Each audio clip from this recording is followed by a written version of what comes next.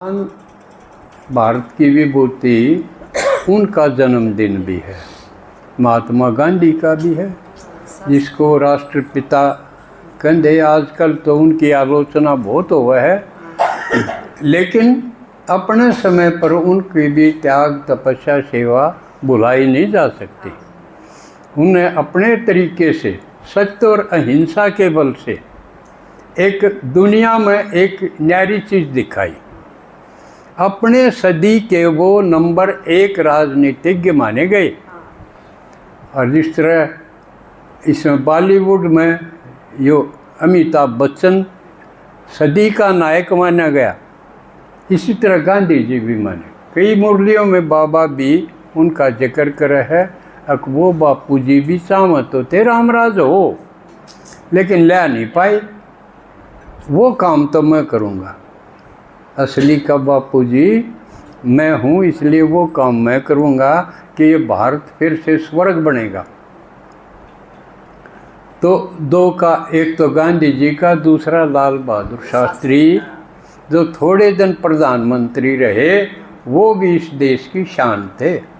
गरीबी में रहते हुए पढ़ने जाओ तो भी नदी पार करके, अपनी सारी किताब और लत्ते सर पर धर के नदी पार करके नू जाके पढ़ा और फिर प्रधानमंत्री बना इस देश का। लेकिन उसी समय पाकिस्तान के साथ लड़ाई थी।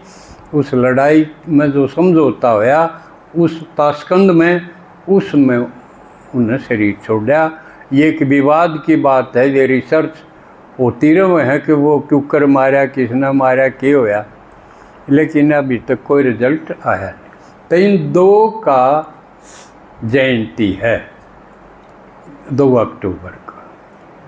तीसरा एक और संगठन महत्वपूर्ण है भारत में, आरएसएस जिसने बोले।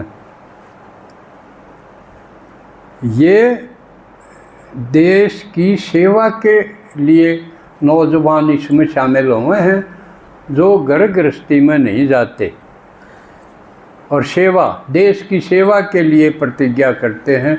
उस संगठन का नाम आरएसएस है, राष्ट्रीय स्वयंसेवक संघ।